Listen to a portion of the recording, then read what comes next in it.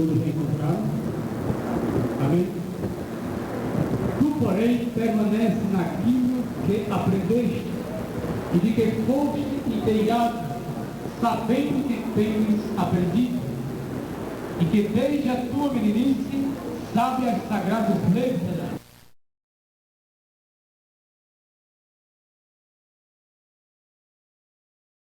Sabe as sagradas letras que pode fazer de sábio para a salvação pela fé que há em Cristo Jesus.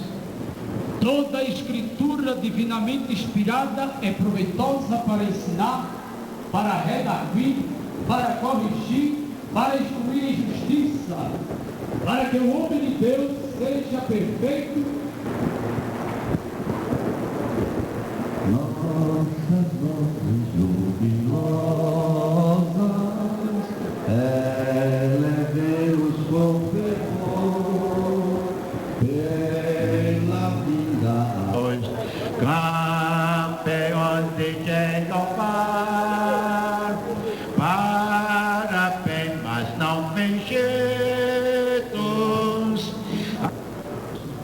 Está conosco nossos queridos irmãos, que nos dão o prazer, a honra da sua presença nesta noite. Está conosco o pastor Manuel Pedro,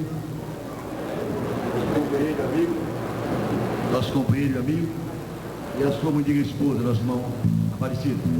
Nesta noite o reverendo pastor Antônio Gilberto. Para nós é uma grande alegria ter ao meu lado este grande homem de Deus, bonito como eu, que também é meu conterrâneo. E o que é que se diz? Bem-vindos em nome de Jesus, receba o nosso abraço. Abraça aí que eu abraço aqui.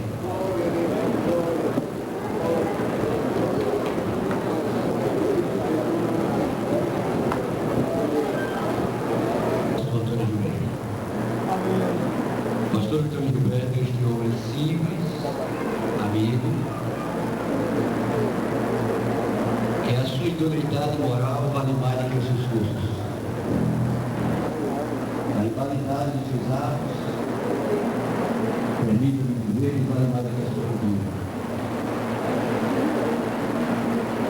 Se toda a sua cultura permite esta mente privilegiada, e esse homem tivesse a minha moral, espiritual e bem, ele não estaria aqui. Mas o valor do pastor Antônio Gilberto não é somente essa alta expressão da cultura secular, mas também a vida espiritual deste homem. E eu tenho muita honra de tê-lo conosco. Eu quero dizer para os irmãos que eu fiquei sabendo ontem que quando foi necessário a tradução da igreja, aliás, da Bíblia de estudo pentecostal, no Brasil foi encontrada apenas 2 pessoas com capacidade que soubessem traduzir do aramaico, do hebraico, para o inglês e posteriormente para o português. E essas 2 pessoas foi o pastor Abraão de Almeida, que já esteve aqui. E a segunda pessoa foi o pastor Antônio Gilberto, que está aqui. Amém? E uma coisa que chamou minha atenção, aquela palavra, naquele culto que eu aprendi lá em Alhandra, é que ele interrogou lá um professor catedrático, quando estavam naquele processo na NASA, na época ele era oficial da Marinha, estava em atividade. Ele perguntou o percentual do cérebro humano que o cérebro humano podia desenvolver, captar. E aquele professor disse ao nosso professor que no máximo 10%. O cérebro não pode desenvolver mais do que 8 a 10%. E o pastor, que é do Rio Grande do Norte, toda pessoa do Rio Grande do Norte é curiosa, feito eu, né? Perguntou para aquele professor, e os 90%? Como é que vai ser? E o professor respondeu, isso aí é para depois da ressurreição. Amém?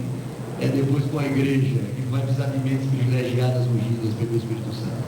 Entregando nas mãos de Deus o servo do Senhor, pastor Antônio Gilberto. Saúde a todos com a paz do Senhor. Oremos ao Senhor. Senhor nosso Deus, Pai de eterna e infinita bondade, Deus santo e justo, Criador de todas as coisas, doador de toda bondade, aqui estamos já passados pela gloriosa presença do Senhor, para te agradecer, glorificar o teu nome, enaltecer todo-poderoso, pela tua grande dádiva que temos dado hoje aqui nesta igreja, para nos ministrar a tua santa e poderosa palavra.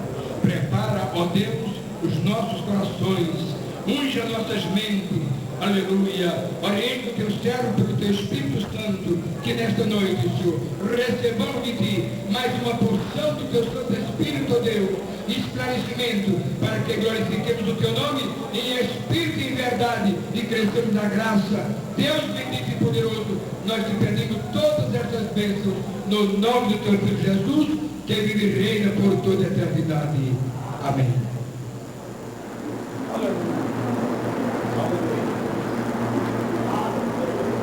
Ajude daqui por favor para mim todo. Eu prefiro isso. Mas eu gosto um pouquinho mais baixo. Eu não gosto de mexer em equipamento dos outros, porque às vezes ninguém é melhor do que os próprios. Eu saúdo a igreja com a santa paz do Senhor. Amém. Inicialmente, eu gostaria de fazer uns rápidos comunicados, creio eu, de interesse da igreja. O primeiro é que em julho, eu, pela graça de Deus, trabalho na Casa Publicadora das Assembleias de Deus, onde exerço várias funções, sendo que tem maior peso que eu digo, peso espiritual. É consultor na área de texto bíblico, na área de teologia e na área de doutrina. É um trabalho que só com a graça de Deus, a ajuda da minha esposa, em da minha igreja, nós conseguimos dar conta. Sou também pastor. Eu creio que vai ser uma bênção e Deus vai ordenar enviar o seu poder. Esse era um comunicado. O segundo, aqui nesta igreja, homens e mulheres, membros da igreja, que tem uma chamada missionária, chamada mesmo, Deus chama e chama com convicção. A Convenção Geral tem uma escola de preparação de missionários, o Abraão de Almeida, mas acontece que Abraão, o diretor desse projeto, faleceu já no início, o pastor Dan Tempos, que foi o teólogo que escreveu as notas originais.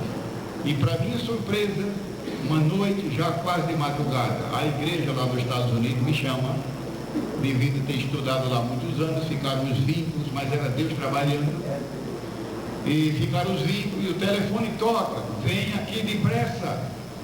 Eu fiquei surpreso, disse para minha esposa, mas o que será? Corri lá à América, e quando chego lá, a mesa da Convenção Geral estava reunida, e disse: nós queremos que você assuma o projeto para o Brasil. Eu confesso que eu tremi nas bases. Eu digo, mas quem sou eu para assumir esse projeto? Liguei na mesma hora para o pastor José Wellington, coitado, de madrugada, pois o fuso horário lá de Springfield, Missouri, é uma diferença de 3 horas aqui para o Brasil. E ele levantou-se, a gente tocava a voz dormindo ainda, e meio tonto do sono, e eu pedi desculpas. Mas quando eu disse: Antônio Gilberto, eu estou aqui na América assim, eu disse: irmão Wellington, eu não vou responder se o irmão não me ajudar e não colocar o ombro debaixo da carga, para me ajudar moralmente, espiritualmente, com oração. Ele disse: pode dizer sim, que nós assumimos aqui no Brasil. E o trabalho prosseguiu, foram 10 anos direto. E qual era o meu anseio, o meu sonho? Esta Bíblia cair nas mãos dos obreiros, das obreiras, dos professores de escola dominical e de todos em geral. Se você já tem um exemplar, a claridade é voltado para o papel do Espírito Santo, convencendo, criando, salvando, curando, batizando com o Espírito do Espírito Santo nesta dispensação da graça. Adquira um exemplar. eu gostaria também de tomar diretamente a palavra de Deus. Agradecer a Deus. Vão continuar no céu. Aleluia. Está escrito lá no livro de Filemon. Eu não vou abrir agora para mostrar. As santas amizades em Cristo, vão continuar no céu. Com uma diferença, que aqui na terra elas são interrompidas, no céu nunca serão interrompidas. Então, se você tem santos irmãos e amigos aqui, conserve, porque nós estamos só ensaiando a amizade que vamos ter lá em cima, para sempre. Glória seja a Deus. Então eu agradeço a Deus, a igreja Anhanda, o pastor Manuel Pedro. Então Deus me deu esta noite para a igreja aqui reunida. Eu dei o título de Princípios da Vida Cristã. Princípios, ou seja, normas. Sabeis o que são princípios? Normas de vida cristã. Normas, bases, fundamentos da vida cristã. Aquilo que chamamos às vezes de leis espirituais, fixas, princípios de vida cristã, fixos. E é claro que eu não estou falando aqui de princípios no sentido coletivo, princípio de vida cristã para a igreja de Toretama, não. Princípio de vida cristã para a Assembleia de Deus no Brasil, não. Eu estou falando de princípio de vida cristã para você, para mim pessoalmente, para nós. Princípios de vida cristã individuais. É esse o tema do meu assunto. Normas de vida cristã. Como viver a vida cristã? Eu estou dizendo no sentido fixo, hoje, amanhã, 99, 2000, até Jesus voltar. São princípios inalienáveis, eles não mudam nunca. E eu vou tomar um capítulo da Bíblia, um só. Fique tranquilo que eu não vou pular para um lado e para outro. Eu não estou dizendo que há nada de errado nisso. Mas é claro que uma noite como essa, o tempo curto, poucos minutos, eu prefiro ficar num só capítulo, 16 do livro de Atos. Irmãos e irmãs que trouxeram suas Bíblias, eu sei que o auditório está repleto, os irmãos que estão aqui no corredor talvez não consigam abrir suas Bíblias, porque pouca iluminação, ou não tem um apoio. Eu sei que aqui do lado direito e esquerdo, eu estou notando os irmãos bem apertados, cotovelos contra cotovelos, e talvez não consigo facilidade para abrir a Bíblia, na galeria também, mas se puder, se é que você pode, abra a Bíblia, em Atos, capítulo 16. E vamos ver, é claro que eu só irei até o horário permitido, né? Mas este capítulo maravilhoso, precioso, divino, bíblico, contém uma série de princípios, notai bem, princípios fixos. Não é negócio de durante o ano, enquanto eu estiver solteira, só depois de casada. Não, enquanto eu for pastor, nada disso. Princípios eternos. Você pode ser executivo de empresa, você pode ser um simples irmão varredor de rua, você pode ser apenas um auxiliar do trabalho, você pode ser o maior expoente do reino de Deus. Esses princípios são eternos, inalienáveis, fixos. Princípios, leis, normas, diretrizes. Você quer viver a vida cristã segundo a Bíblia? Porque tem crente astucioso, irmão, que inventa princípio por conta dele e depois diz que é bíblico. E o pior, ainda sai ensinando. Ele erra e ainda faz os outros errar. Em uma época como a de hoje, houve tempo que a igreja não enfrentava os perigos que hoje enfrenta. Mas hoje, com essa proliferação desenfreada de igrejas novas, eu não sei aqui em Toretama, mas lá no Rio, é uma coisa absurda. Para onde você se mexe, tem uma igreja nova surgindo. Eu estava agora viajando há pouco tempo no interior do estado de Goiás. Circulo pelo Brasil. Deus me deu um ministério que em parte é fixo, mas em parte é itinerante. Eu oro a Deus, conforme Deus me dirige, eu obedeço. E viajando pelo estado de Goiás, o pastor que me conduzia disse: irmão Gilberto, já que o irmão documenta, eu, pela graça de Deus, sou jornalista profissional. De modo que isso me ajuda muito quando tem que fazer pesquisa, me identifica e ajuda. Às vezes o povo não quer deixar eu entrar, mas quando eu mostro a carteira, eles abrem mão. Há poucos tempos as mulheres me proibiram a entrada num congresso no Rio. Mulheres, quando elas querem, elas usam a força. É claro que não eram crentes. Era um congresso feminista. Eu volto já para o caso de Goiás. Um congresso feminista mundial que se reuniu. Eu creio que as mulheres aqui, bom, as crentes não se interessam por isso, é claro, isso não é coisa para crente. Mas houve um congresso lá no Rio de Janeiro, mundial, e eu, é claro, me inscrevi para participar. Congresso feminista, não era feminino. Eu estou dizendo feminista, não vá confundir. Se fosse feminino, era maravilhoso. Mas era feminista, quer dizer, um movimento que se opõe a Deus. O movimento feminista, ele se propõe a desequilibrar e desestruturar o plano de Deus. Uma mulher cristã, peça a graça a Deus para sair fora disso.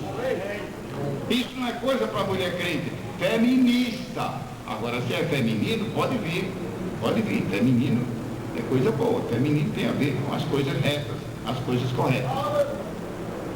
Quando eu fui pedir inscrição, negaram. Não, um homem aqui, nenhum, aqui nem o presidente da República. Um homem aqui, nada. E aí xingaram mesmo, e me amaldiçoaram de tudo. E disseram que, na minha cara, o homem é um instrumento do diabo para fazer a mulher cair, só o homem. Eu disse, não é assim. Então, me identifiquei como pastor. Piorou agora. Como pastor é que o senhor não pode mesmo. Uma das moças disse, olha, é melhor o senhor não insistir, porque agora complicou-se o senhor dizendo que é pastor. Se fosse sua esposa, aí eu fiz o que eu não gosto de fazer. Peguei minha carteira de jornalista e disse, e agora? Porque agora a lei ia entrar no meio. E aí tiveram que me aceitar, resmungando. Isso eu não gosto de fazer. Quer dizer, invocar a lei.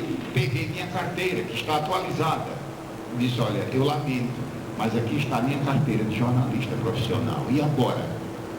Agora nós temos que obedecer. E então participei. Não vou contar o fim da história, claro, não tem nada com o assunto aqui. Voltando ao caso de Goiás, o pastor disse-me, aqui tem uma igreja nova, que certamente o irmão gostará de documentar. Mas que igreja é? Ele disse, é Igreja Evangélica Poleiro dos Anjos. Poleiro, esse negócio ele põe galinha. Veja, irmão, que coisa ridícula, uma profanação, uma heresia. Igreja Evangélica Poleiro dos Anjos. Ora, poleiro é um lugar sujo. Você sabe o que é poleiro? Sabe mesmo? Poleiro não para limpo hora nenhuma. É tudo que é de sujeira ali dentro. Olha, eu quase que não criei. Achei que aquilo fosse uma brincadeira. Vamos lá, eu vou desviar uns 8 quilômetros da rota e a gente cruza a cidade. Vamos lá. Eu quero documentar. Porque uma coisa é você falar dizendo, eu vi, eu estive lá. É muito mais importante do que você dizer, eu ouvi dizer. Fui lá. E olha, para minha surpresa, eu vi a placa lá na frente. Igreja Evangélica Poleiro dos Anjos. Eu não sei se aqui no Nordeste esse tipo de coisa vem acontecendo. Então, com essa situação, irmãos, a nossa igreja, a Assembleia de Deus, tem que redobrar o esforço de ensinar a palavra. Eu pergunto aqui para a igreja que está me ouvindo, você frequenta a escola dominical? Frequenta mesmo? E ora? Você é aluno? Os irmãos que são cantores e coristas e compositores, frequenta estudo bíblico? Coristas, compositores e cantores. Eu vi aqui um lindo conjunto cantando. Eu espero que essas moças e esse rapaz, nenhum deixe de ser estudante primeiro da Bíblia antes de cantar. Porque a Bíblia é a fonte. Você também frequenta os cultos de doutrina? Não, irmão, não tenho tempo. Pois é que está o problema. Nós temos tempo para dormir, nós temos tempo para comer, nós temos tempo para cuidar da saúde, mas às vezes temos desculpa de dizer que não temos tempo para isso. é um tipo de desculpa que todo mundo sabe que não há justificativa. Quando nós queremos as coisas para nós damos um jeito. Mas quando é para Deus, dizemos, não tem jeito. Você frequenta escola bíblica aqui na região? Você adquire material de estudo bíblico? Lembre-se, a palavra de Deus é fundamental na vida do cristão.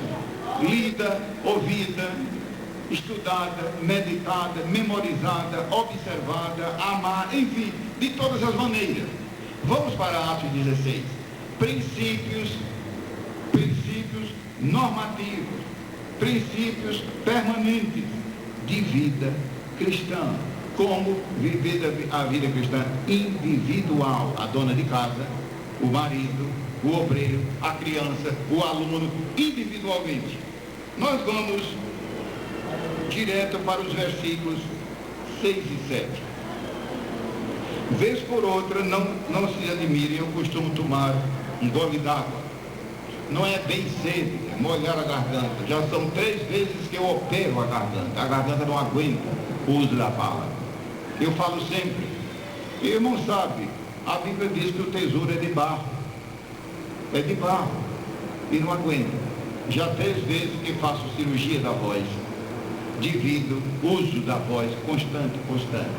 E então o gole d'água refresca, ajuda, mas não vai pensar que é cacuete, nem vai pensar que é mania. 16, versículos 6 e 7 do livro de Atos.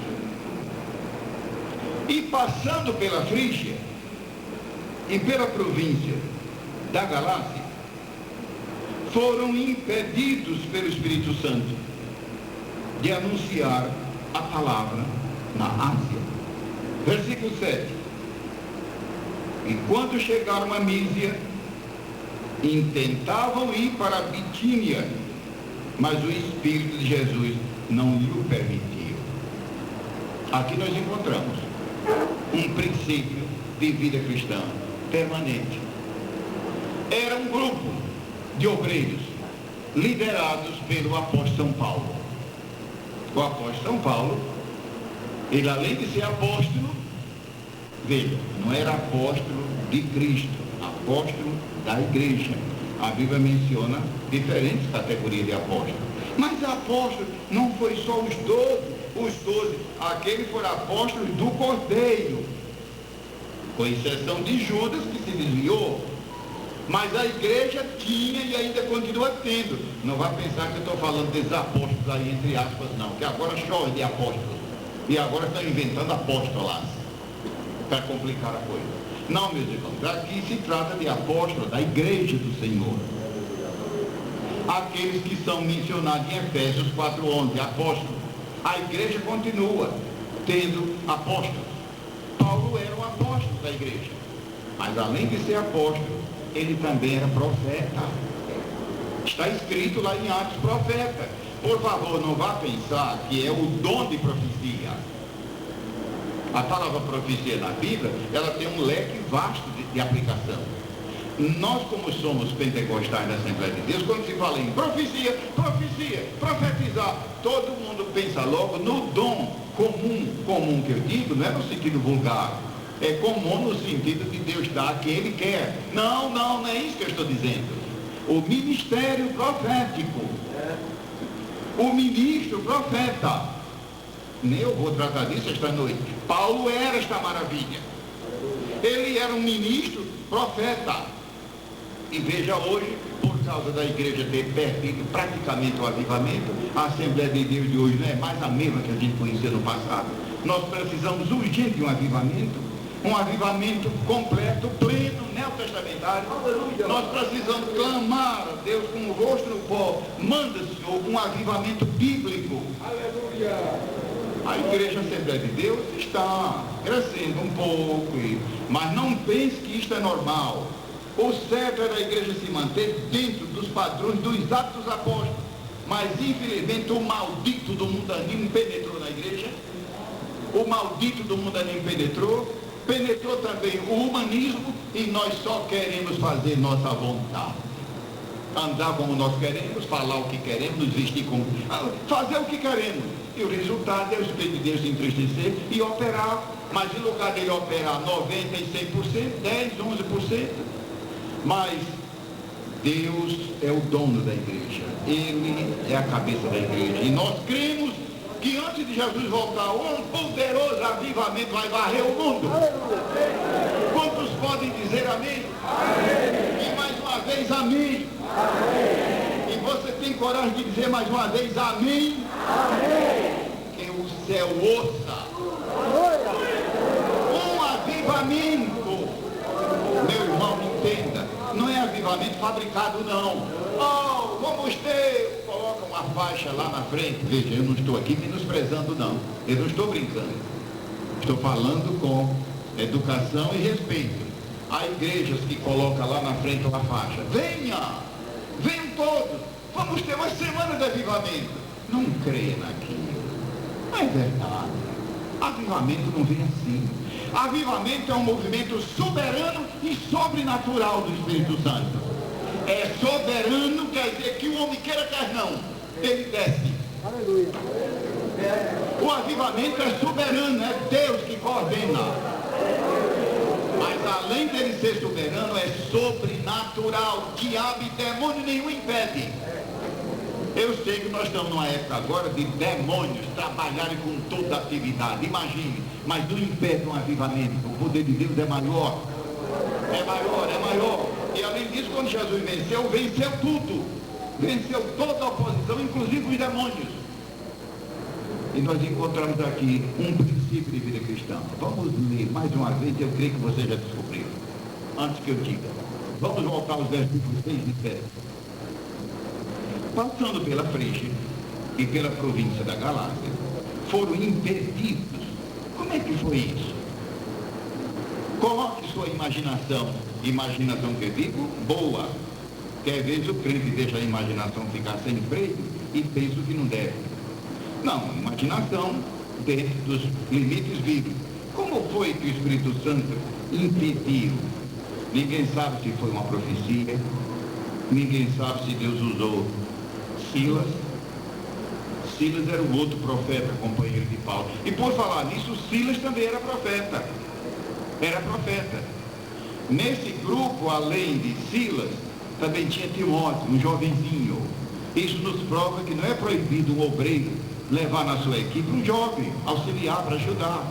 Timóteo não era obreiro, era um jovem. Mas um jovem que Deus estava de olho nele, porque os irmãos lembram que quando Paulo ficou aprisionado, foi Timóteo que assumiu o trabalho. Então Deus estava com um plano na vida. Deus tem um plano para cada vida, mas precisamos da liberdade para Deus cumprir esse plano em nossa vida.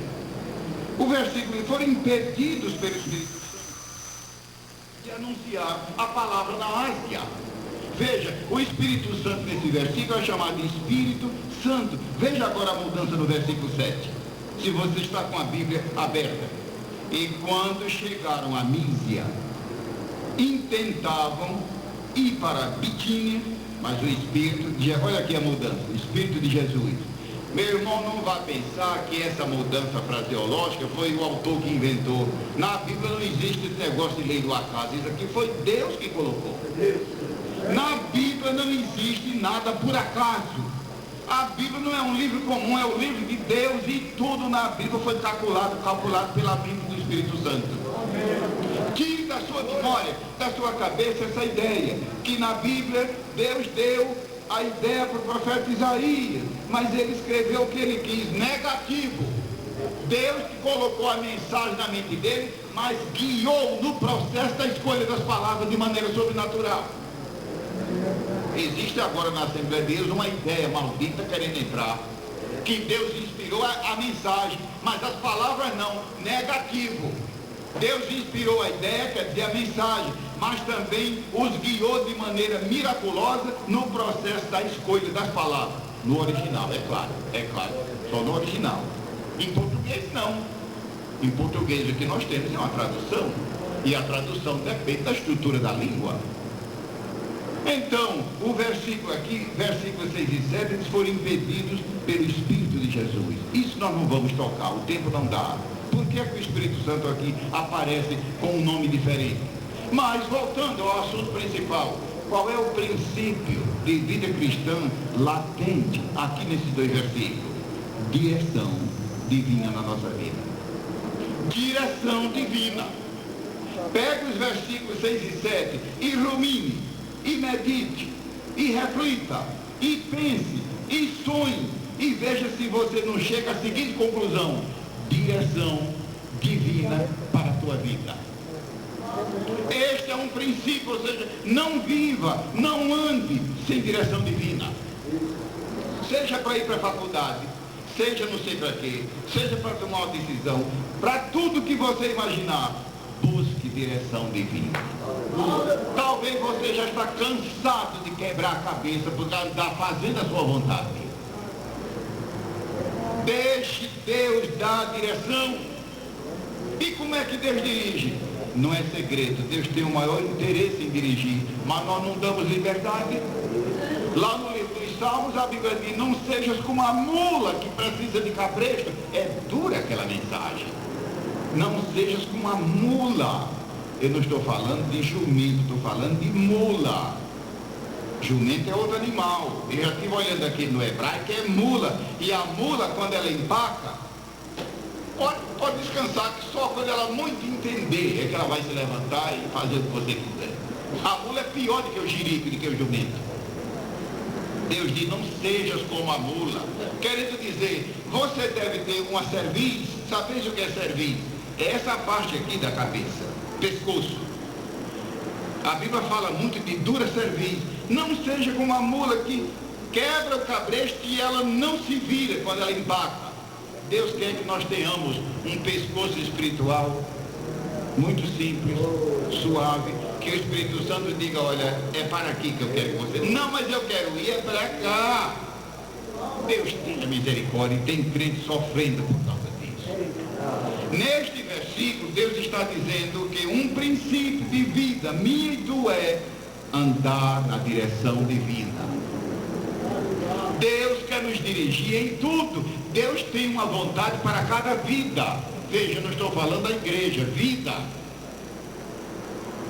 Direção divina para nossa vida. Se você é criança, crente, jovem, casado, solteiro, operário ou não, proprietário, não sei, eu não sei quem é você. Deus quer dirigir os teus passos. Mas é preciso que ele tenha liberdade. Ele só dirige se ele puder dirigir. Mas se a pessoa, mas sou eu que quero. Então, deixa a pessoa quebrar a cabeça. E tudo que faz errado. Israel viajou 38 anos. Quando chegou no fim de 38 anos, chegou ao mesmo lugar onde estiveram, em Cades Barneia. 38 anos dando volta. Tem graça uma coisa dessa? Andando 38 anos. Quando chegou no fim da viagem, a mesma cidade onde eles estiveram há 38 anos atrás. Por causa de quê? De andar fazendo a própria vontade. Para, meu irmão. Deixa Deus dirigir. Pede que Ele dirija. A vontade de Deus sempre é melhor. Deus sabe mais do que todo mundo junto. Deus sabe mais do que os pastores. Deus sabe mais do que... Deus sabe mais do que todos. Deus sabe mais do que Pitágoras, sabe mais do que tudo. Durante o tempo que eu trabalhei no projeto espacial, há muitos anos, como o pastor Francisco Olim mencionou, eu tive a oportunidade de conviver com os maiores cérebros da época. E veja, mas Deus sabe mais do que eles todos, e nem se compara. Um milionésimo da sabedoria de Deus vale mais do que tudo isto. Deixa Deus dirigir tua vida. Se você fizer questão de você dirigir, você pode, mas pode ver que não vai dar certo. Vai dar tudo errado. Vamos depressa para ver mais um outro princípio. Então este é o primeiro princípio. Pode ver nesse versículo. Direção divina. Eles queriam ir para a Bitina, o Espírito não. Eles queriam ir para a Mísia, não. Mas diz que o Espírito Santo, esse mesmo glorioso Espírito está na igreja e quer nos dirigir. Ele quer dirigir a igreja como campo, como rebanho, mas ele quer dirigir cada vida. Lembre-se que aqui não era igreja, eram pessoas que estavam em evidência. vamos depressa para hoje. O relógio das igrejas ou nunca se converteram,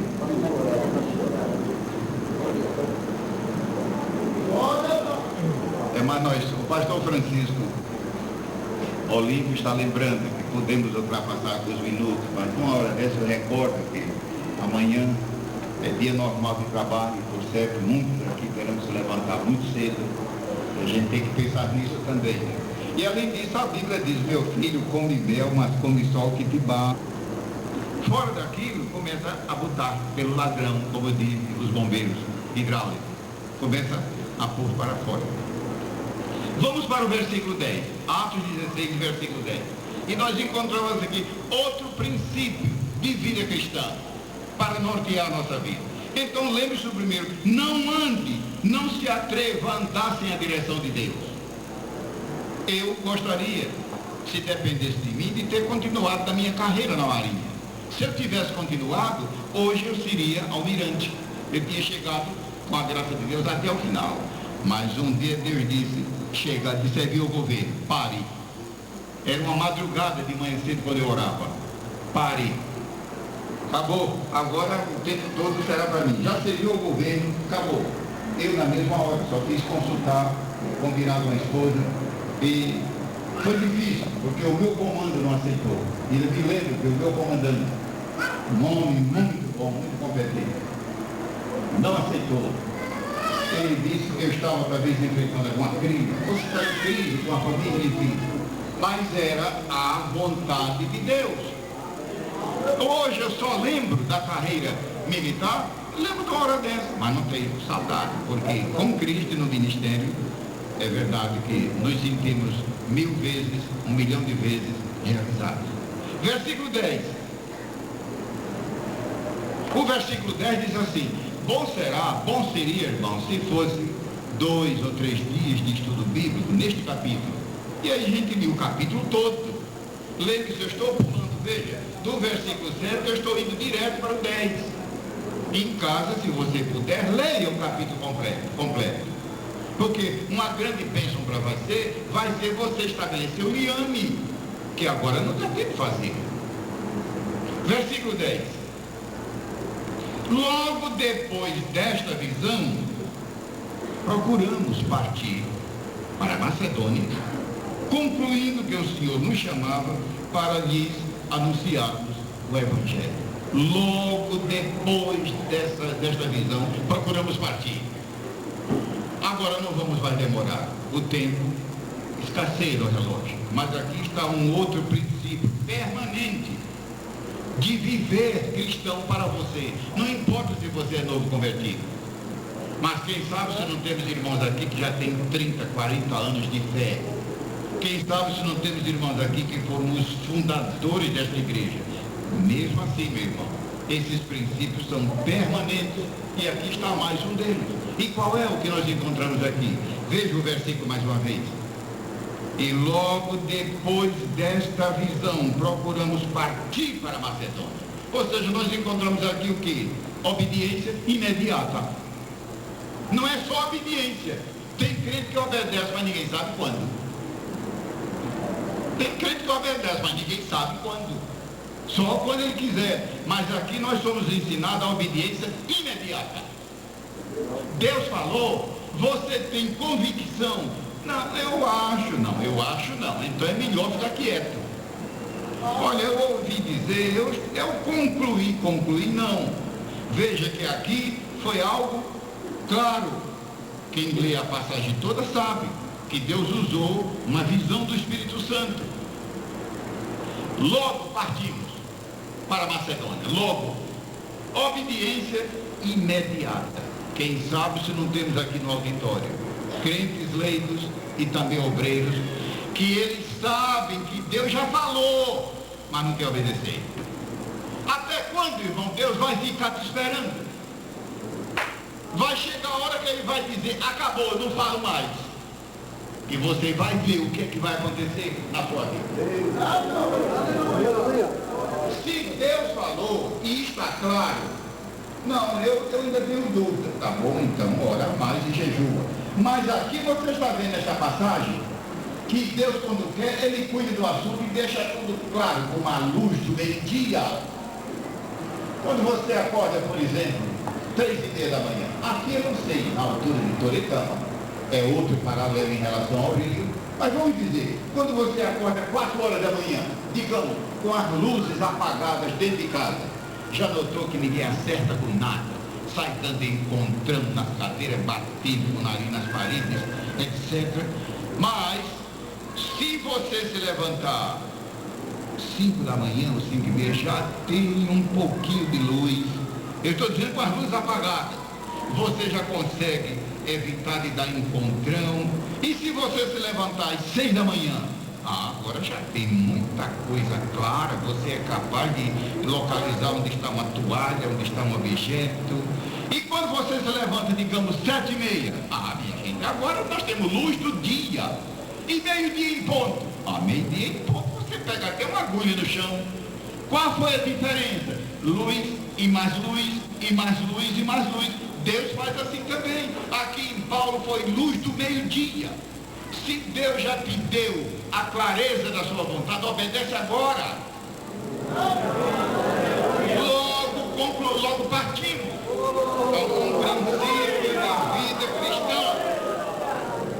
Obediência imediata. Ou seja, não adie a sua decisão de obedecer a Deus. Mas eu já tive somando os prós e os contras, já vi que não vai dar certo. Bom, eu estou falando aqui de um servo de Deus que tem convicção plena, que Deus já deixou clara a sua vontade. Se a vontade de Deus não está clara, busque, que às vezes Deus vai revelando aos poucos, mas há ocasiões, de acordo com a sua soberania, que Ele esclarece tudo, como 2 2 são 4. Eu me lembro daquela manhã, quando Deus me falou, foram 3 coisas que Deus usou. Eu vi na minha frente uma mão mandando dizer pare. Eu ouvi com meus ouvidos, da alma e ouvido e da cabeça, a voz divina, pare. Querendo dizer, pare com essa vida, siga os meus passos. E dentro de mim veio uma convicção segura, de modo que eu não tive mais dúvida nenhuma, era ele. Então obedeça a voz de Deus, porque Deus conhece o fim desde o princípio. E Deus conhece tudo melhor do que você. Este é um princípio de vida cristã, obediência imediata. Escute, irmão, vai obedecer? Vou, mas ninguém sabe quando. É como, por exemplo, um crente, às vezes o crente, ele vem à casa de Deus, só que ninguém sabe que hora ele chega. E às vezes todo mundo sabe que hora ele chega, mas ninguém sabe que dia ele vem. Não pode ser assim. Nós precisamos ter um padrão, um barema na vida. Eu creio que o tempo dá para mencionar mais um dos princípios neste capítulo. Glória seja Deus. Voltemos ao versículo 10. E eu acho que aqui nós temos mais um outro princípio de vida cristã. Logo depois desta visão, procuramos partir. Os irmãos estão notando nesta Bíblia, nesta altura do versículo, esta expressão, procuramos. Está vendo um plural aí? Neste capítulo 16, se você continuasse a leitura, se eu fosse continuar a leitura, se fosse um estudo demorado, estudo em série, nós íamos encontrar, irmão, várias vezes nesse capítulo. Procuramos, sentimos, andamos, e vimos, e fomos. Sabe quem é que está falando? Lucas, o escritor. É pela primeira vez Lucas entra aqui no livro de Atos. Lucas é o escritor do livro de Atos. Mas veja, o nome dele não aparece. Mas tem crente que adoece se ele não aparecer. Se ele não aparecer, se meu nome não aparecer lá, não conte mais comigo. E se no coral eu não fizer o solo, olha, irmão Regis, não conte comigo. Quer dizer que é só fazer o solo. Então, veja, aqui nesse procuramos, é Lucas que está falando. Lucas, o escritor, Lucas, o evangelista, é ele que entra aí. Se alguém não sabia, ele entra na história no capítulo 16 de Atos, e daí para frente toda hora tem. Entramos, chegamos, partimos e fomos. É Lucas, mas veja, ele não aparece. O nome não aparece. Meu irmão, não me entenda mal. Eu não estou dizendo que é pecado, nem é errado a gente apresentar as pessoas, mencionar os nomes. Eu estou dizendo a pessoa que quer só aparecer. Aparece, mas não faz nada. Só quer aparecer, mas não faz. É como o anu, esse pássaro que tem no interior. Quando o milho está maduro, ele aparece só para comer. Ele só aparece quando o trabalho está feito para dizer que foi ele que fez. Deus tenha misericórdia de nós. Então, qual é um terceiro princípio de vida cristã aqui? Humildade de espírito. Humildade de espírito. Aquela humildade que Jesus diz: bem-aventurados os pobres de espírito. Entendeis o que é pobre de espírito? É pena que muita gente pensa que pobre ali é pobre no sentido comum da palavra. Oh, mas aquele irmãozinho, aquela irmã é tão humilde, olha, o vestidinho dela de um tecido tão modesto, e veja aquele irmão, mal ele sabe ler. Meu irmão querido, isso não tem nada com humildade. Às vezes é um grande exaltado. A humildade que eu me refiro aqui é como virtude comunicada pelo Espírito Santo. Ou seja, o que é pobre de espírito é a pessoa que nunca depende de si para fazer as coisas de Deus. Depende sempre de confiar em Deus. Depende sempre dele. Sempre. É Lucas aqui no versículo 10. E no capítulo todo. Mas não aparece. Ou seja, um símbolo, uma evidência da humildade de espírito. Oh Deus, tenha misericórdia de nós. O orgulho é uma coisa terrível que persegue a igreja, que persegue o crente, a soberba, a vanglória.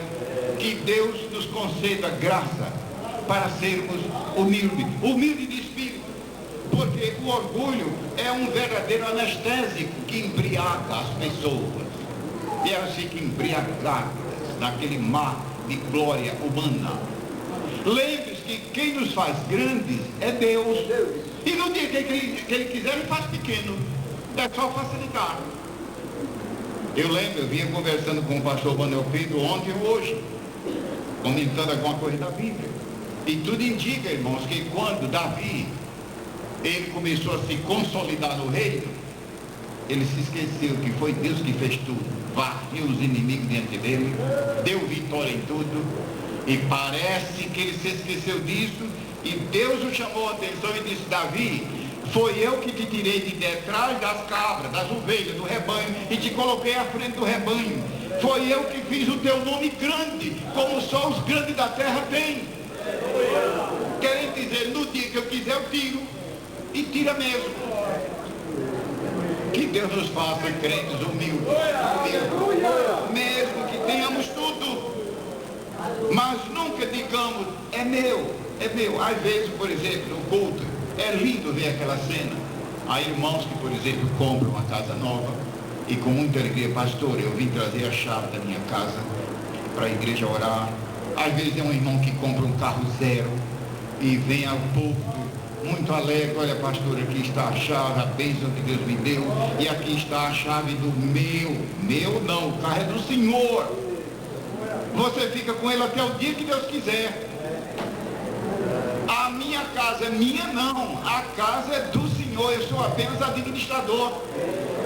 Quem é que deu vida, quem é que deu saúde, quem é que deu dinheiro, que deu emprego, e deu esposa, e deu filho, e cultura e tudo? Deus deu tudo. No dia que Ele quiser, Ele toma tudo também. Lembremos que tudo é do Senhor. Nós somos apenas administradores, mordomos, bons ou maus. E no versículo 10 nós encontramos esse terceiro princípio de vida cristã: humildade. Mas lembre-se, humildade de espírito. Humildade que vem de dentro para fora e não de fora para dentro. Que Deus nos conceda humildade multiplicada. Quer dizer, é tudo, mas parece que não é nada, porque tudo é Deus e a pessoa em si nada é.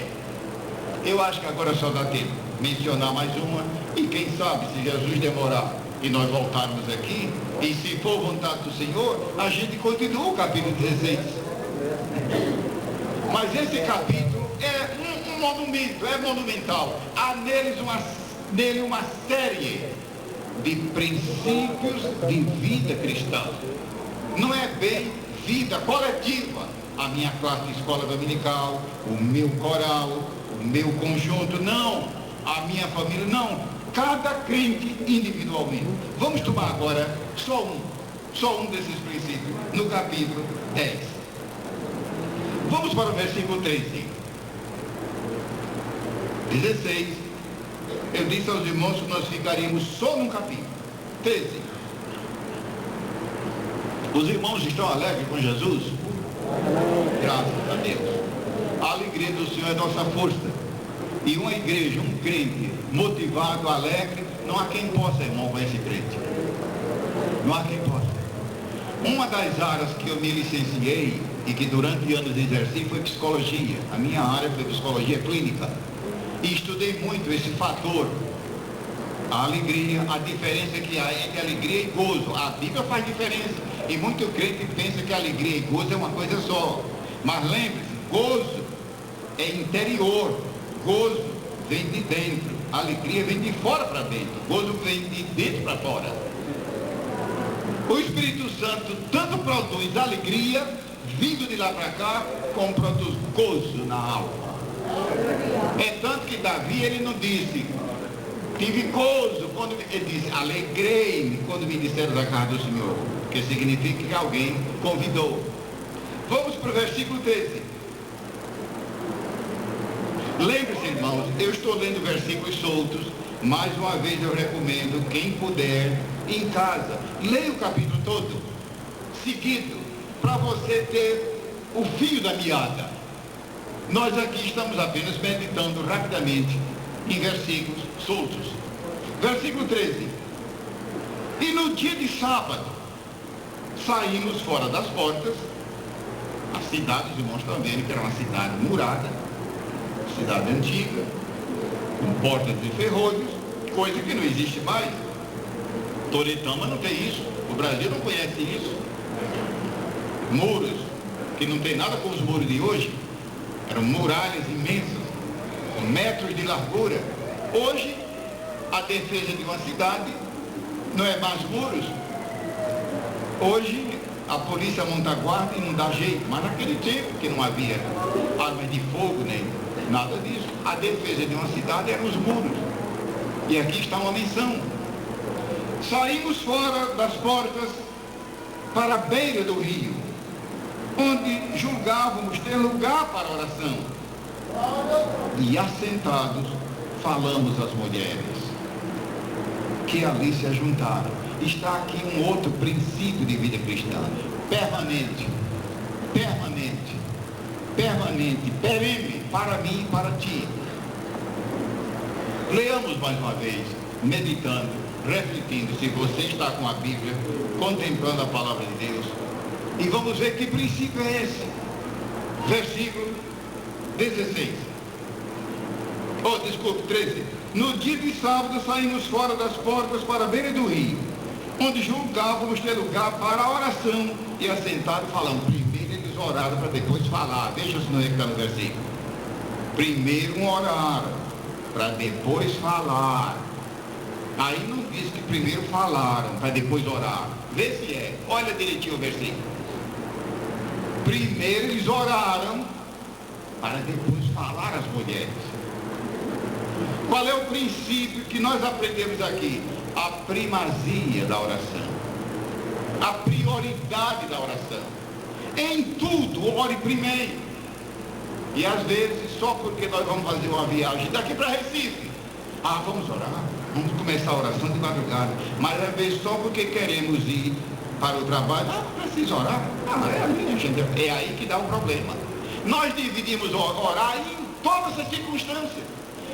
Sim, eu tenho que dar o sim para aquele rapaz. Nós estamos namorando e agora ele me propôs noivado. Eu vou orar agora, etc, aquilo outro. E aí ora mesmo. Mas se for um assunto mais banal, isso não precisa orar, eu devo resolver. É aí que está o nosso erro. Um estudante do primeiro grau, Digamos que a escola determina um dever para casa. Ah, bom, eu sou bom de matemática, eu faço isso tranquilo. Por que você não ora primeiro? Ah, bom, se eu fosse tomar uma decisão de fazer vestibular, ia passar a noite, é aí que está o nosso erro. Nós só queremos orar por coisa que nós achamos que é grande. Diante de Deus não tem coisa grande e pequena, tudo é importante. Então, não subestime. Ore em todas as circunstâncias. Não vá pensar que eu estou dizendo que você tem que fazer uma vigília, tem que dobrar o joelho. A oração, às vezes, é falada. Nós temos tempo, mas às vezes o tempo não dá. A oração é só pensada, mas Deus ouve. Às vezes a oração é só pensada, que nós costumamos dizer, orar em espírito. Por falar nisso, eu aconselho a você a nunca usar a expressão espírito de oração. Não existe isso, meu irmão. Vamos ficar em espírito de oração. Evita esse tipo de construção. Não faz sentido em língua portuguesa. Olha, irmão, vamos ficar em espírito de oração. Não faz sentido. Peça para um profissional de língua portuguesa para ver que construção é essa. É uma construção anômala. O correto é orando em espírito. Oração em espírito. Ou seja, oração só pensada. Não há tempo, mas Deus ouve. De repente, por exemplo, numa estrada, acontece uma emergência. Você só tem tempo de dizer Jesus, e ele ouve. Só clamando o nome dele, é uma oração, ele ouve. O nome de Jesus, só o nome dele é uma oração. Jesus é bastante, ele ouve. Ele ouve. Há ocasiões que você tem tempo de se ajoelhar. Há ocasiões que você tem tempo de sentar-se para orar. Mas há ocasiões que você não tem. Há lugares que você não pode fechar os olhos, mas Deus ouve. É isso que eu estou querendo dizer. Nunca dê um passo sem primeiro orar. Mas nós temos o costume de só porque a tarefa é rotineira, é frugal, é simples. Ah, isso aí eu sei, isso aí eu posso fazer. E nós aprendemos duras lições. Eu estou querendo dizer que eu posso agir sem Deus, que eu não preciso depender dele, que eu sou capacitado, que eu sou suficiente. Até obreiros caem nessa esfarrela. Eles se reúnem na igreja com o pastor, eles decidem, eles nomeiam comissões, eles fazem tudo e não convidam Jesus para nada. É de admirar Jesus ficar fora e dizer, pode agir sozinho para ver em quem vai dar. Os irmãos se lembram de uma ocasião que um obreiro, um homem de Deus, a Bíblia diz que ele de manhã cedo disse, eu vou pescar. Ele não pediu licença a Jesus, ele não orou, ele não buscou a Deus, ele disse, eu vou pescar. Ali não diz que ele orou, não diz que ele citou um versículo. E sabe o que aconteceu? Um outro grupo disse, e nós vamos contigo. Quando você lê aquela passagem, nota que são 7, quer dizer, o número é o número do erro, o número pleno, mas do erro. Pode ver que dá 7 naquela contagem. 7 teimosos, 7 rebeldes. Eu vou pescar. Nós também vamos contigo. Ninguém orou. E não vai me dizer que de vez em quando você não faz isso. Eu pergunto para a amada igreja, é de admirar não dar certo nada? Não deu certo, irmão. Eu acho que eu sou azarado. Eu acho que é o número 13. Tudo que eu vou fazer não dá certo. Eu já estava com o enxoval pronto. O noivo desmanchou o casamento ou coisa parecida. É de admirar não dá certo? Porque nós mesmos decidimos, eu vou pescar. Ninguém orou. A Bíblia diz que eles passaram a noite toda pescando. Você já sabe quem é, não sabe? Passaram a noite. Não apanharam nada. De manhã cedo eles viram que tinha um homem estranho na praia. A Bíblia diz que eles nem sabiam quem era Jesus. E eu pergunto, o crente desobediente sabe quem é Jesus? Sabe nada. A Bíblia diz que ele viram um homem estranho na praia. Ele diz que nem, não sabiam. E vê, Jesus andava com eles o tempo todo. E a Bíblia diz que aquele homem lá na praia disse, pegastes alguma coisa? Veja como Jesus é amoroso. Porque se Jesus fosse como nós, dizia, seus rebeldes, seus desobedientes, vocês vão ser excluídos da igreja. Não. Jesus com voz amorosa disse, Pegastes alguma coisa? Nós passamos a noite toda, não pegamos nada. Lança a rede à direita do barco. Quando eles lançaram, vieram 153 grandes. Há muita gente que pergunta, quando a Bíblia diz 153, esse número é simbólico? Não, o símbolo está no grande. Se você pegar a língua original grega, lá está a resposta. Lá estava a resposta. Grandes peixes. Eles fizeram tudo calculado por conta deles. Deu tudo em zero, deu tudo em zebra, deu tudo em nada. E Jesus é tão bom que quando eles chegaram à praia, ele disse, vinde cear. Veja como Jesus é gracioso. Eles mereciam couro. Sabeis o que é couro? Vinde cear. E Jesus não faz isso comigo e com você. Nós merecemos castigo. Se Deus fosse levar a sério nossos pecados, irmão, nem eu nem você estaríamos aqui esta noite. Esta é a verdade. Se Deus fosse levar a sério nossa desobediência, nem eu nem você. Louvemos a Deus por sua graça. Louvemos a Deus por seu amor, que é gracioso, é tolerante, é perdoador. E quando eles chegaram à praia, a Bíblia diz que tinha peixe e pão. Já notaram que não tinha carne? Mas tem crente que o negócio dele é carne. Não vá pensar que eu estou falando de carne do açougue, não. Carne que eu estou falando é a natureza adâmica, a natureza carnal, que ela planeja tudo, como se ela fosse soberana. Tinha peixe e pão. E já notaram que Jesus nunca multiplicou carne para ninguém? Pode ver nos evangelhos. Mas aqui